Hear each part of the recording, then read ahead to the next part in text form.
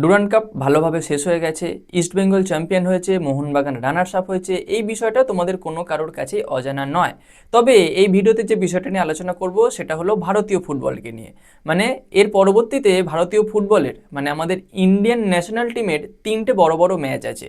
কাদের কাদের বিরুদ্ধে অলরেডি তোমরা সেটা খবর পেয়ে গেছো। তবে কবে আছে এবং এই ম্যাচগুলোর টিকিট তোমরা কবে কিভাবে পাবে সেই বিষয়টা আলোচনা করবো এই ভিডিওতে। তবে এই বিষয়টা আলোচনা করার আগে আরেকটা ইম্পর্টেন্ট টপিক নিয়ে আলোচনা করে রাখি, যেটা হলো আইএফএ শিল্ড। তো যেটা খবর পাওয়া যাচ্ছে সেটা হলো আইএফএ শিল্ড শুরু হতে চলেছে 21শে সেপ্টেম্বর থেকে। এখনো পর্যন্ত অফিসিয়ালভাবে এটার আপডেট আসেনি। বেশ কিছু মানে সোর্স থেকে এই খবরটা বেরিয়ে এসেছে এবং এটাও খবর পাওয়া যাচ্ছে যে আইএফএ শিল্ডের ফাইনাল হবে অক্টোবরের 6 তারিখ। এইখানেই হয়েছে গন্ডগোল। অক্টোবরের 6 তারিখ কিভাবে সম্ভব? অক্টোবরের 6 তারিখ অলরেডি শিডিউল হয়ে গেছে, যেটা হলো ভারতের সঙ্গে উরুগুয়ের খেলা আছে আমাদের যুব ভারতী ক্রীড়াঙ্গনে। হ্যাঁ, কেপ ভার্দে আসতে পারছে না তো কি হয়েছে, ভালভার্দে আসছে। যাই হোক, ভালভার্দেকে তোমরা অলরেডি চেনো হয়তো যারা ফুটবল লাভার আছো, যে হলো উরুগুয়ে টিমের একজন মানে মস্ত বড় মাথা, উরুগুয়ে টিমের একজন মানে দক্ষ সৈনিক বলা যেতে পারে, মিডফিল্ডের তারকা। তো সেই উরুগুয়ে বা সেই ভালভার্দের টিমটা কিন্তু আসছে আমাদের ভারতের বিরুদ্ধে খেলার জন্য ফ্রেন্ডলি ম্যাচ, এবং সেই ম্যাচটা কিন্তু হবে আমাদের যুব ভারতীতে। তবে তার আগে অক্টোবর মাসের 3 তারিখে আছে ব্রাজিলের মতো একটা দলের সঙ্গে খেলা, আর এই ব্রাজিলের সঙ্গে কিন্তু আমাদের সেই ভারতীয় দলই খেলবে।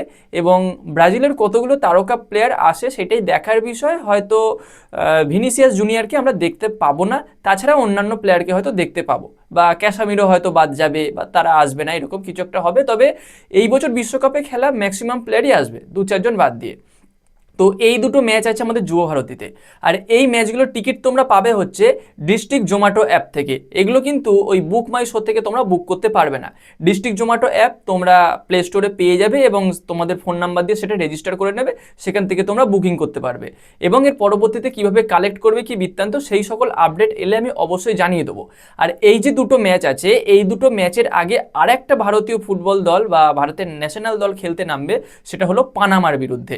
পানামাও এই বছর কিন্তু বিশ্বকাপ খেলেছে। মানে পরপর ভারতীয় দলের 3টে ম্যাচ আছে, 3টে বিশ্বকাপে অংশগ্রহণকারী দলের মধ্যে বা দলের সঙ্গে আর কি। হয়তো 3টে দল কেউই চ্যাম্পিয়ন হতে পারেনি।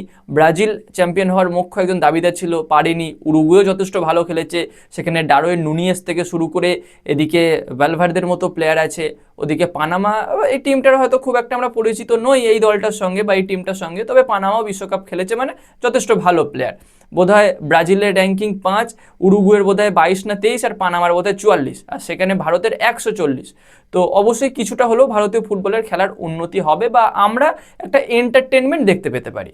তো এই পানামার বিরুদ্ধে খেলাটা হবে বেঙ্গালুরু শ্রীকান্তিরাবা স্টেডিয়ামে, যেটা হয়তো আমাদের বাঙালিদের পক্ষে যাওয়া খুব একটা বেশি সম্ভব নয়, তবে যারা ফুটবল প্রেমী আছে তারা অবশ্যই যাবে, বা যাদের সময় সুযোগ করে উঠতে পারবে তারা যাবে। আর 3 তারিখ আর 6 তারিখ যেটা আমাদের ব্রাজিলের বিরুদ্ধে এবং সেই সঙ্গে উরুগুয়ের বিরুদ্ধে খেলা আছে যুব ভারতী ক্রীড়াঙ্গনে, এই ম্যাচ দুটো হবে। সেই ম্যাচ দুটো হয়তো আমাদের ম্যাক্সিমাম বাঙালি সমর্থকরাই যাবে। তো যাই হোক, এই আপডেটটা দিলাম। এবার কথা বলবো আইএফএ শিল্ড নিয়ে। কেন বলছি এখানে একটা কনফিউশন, সেটা প্রথমেই একটুখানি তোমাদের হিন্টস দিয়েছি। যেটা হলো যে খবরটা পাওয়া যাচ্ছে অবশ্যই সেটা সোর্স থেকে, রিউমর, কোনো শিওর খবর নয়, যে নাকি ফাইনাল হবে, আইএফএ শিল্ডের ফাইনাল হবে 6 তারিখ। 6 তারিখ ভাই হওয়া সম্ভব নয়, যারা ছড়াচ্ছে ভুল খবর ছড়াচ্ছে। কারণ যেখানে শিডিউল হয়ে গেছে, যেখানে অফিসিয়ালভাবে আপডেট চলে এসেছে যে উরুগুয়ের বিরুদ্ধে খেলাটা 6 তারিখে হবে, তো সেখানে কিভাবে সম্ভব 6 তারিখে ফাইনাল হওয়া, তাই না? হয়তো ফাইনালে মোহনবাগান ইস্টবেঙ্গল এই দুটো দলই উঠবে, সেই মানে গতবার যেমন হয়েছিল সেই রকমই হয়তো হতে চলেছে। তো সেখানে আইএফএ শিল্ড হয়তো পিছিয়ে যাবে বা তার আগে খুব তাড়াতাড়ি কোনোভাবে শেষ করতে হবে। হয়তো 21 তারিখে শুরু করলো আর ওদিকে হয়তো 3-4 তারিখের মধ্যে শেষ করে দিল, যেখানে ভারতীয় দলের খেলা আছে সেই খেলাগুলো গ্যাপ রাখলো। বা হয়তো 21 তারিখের পরে শুরু হলো, একটা দুটো খেলা হয়ে ওদিকে হয়তো 6 তারিখের পরে শেষ হচ্ছে, এইরকম কিছু একটা হবে। এখানে ব্রাজিল বা উরুগুয়ে বা এই পানামা যে সমস্ত দলগুলো আসছে তাদেরকে কিন্তু খেলার জন্য ডেট পেছানো যাবে না, এটা কখনোই সম্ভব নয়। সেক্ষেত্রে ক্লাব ফুটবলকেই স্যাক্রিফাইস করতে হবে, ক্লাব ফুটবলকেই কিন্তু ডেট ফেট পেছাতে হবে, আগাতে হবে, যা কিছু করতে হবে। তো এই আইএফএ শিল্ড যবেই শুরু হবে, আর এই আইএফএ শিল্ডটা কিন্তু মানে মোহনবাগানের জন্য বা প্যানসের জন্য বলা যেতে পারে একটা বদলা নেয়ার লড়াই, 4-1 গোলে হেরেছে ডুরান্ডের ফাইনালে, এবং এখানে মোহনবাগান ইস্টবেঙ্গল ফাইনাল হবে এটা আমরা আশা রাখতেই পারি। গত বছর যেমন মাত্র 6টা দল নিয়ে হয়েছিল, এদিকে 3টে ওদিকে 3টে, এবং মোহনবাগান ইস্টবেঙ্গল ফাইনাল খেলেছিল।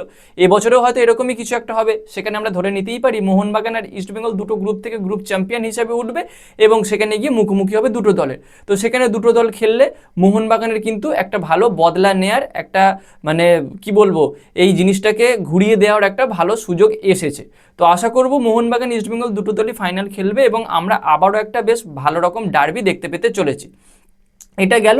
এবং আর একটা সবার শেষে সব থেকে ইম্পর্টেন্ট রিউমর নিয়ে বলে রাখি, বা কথাবার্তা যে বিষয়টা নিয়ে শোনা যাচ্ছে সেটা হলো মোহাম্মদ সানান।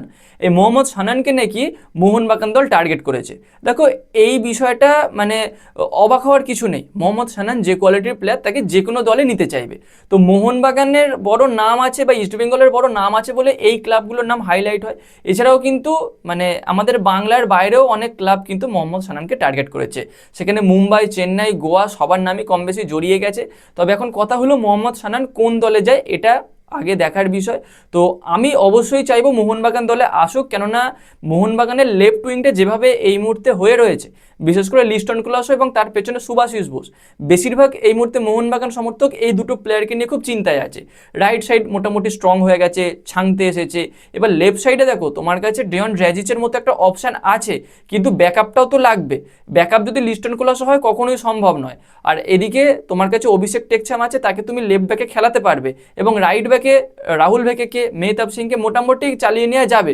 তবে লেফট উইং এই বিষয়টা কিন্তু বা এই জায়গাটা কিন্তু মোহনবাগানের খুবই দুর্বল হয়েছে এই মুহূর্তে।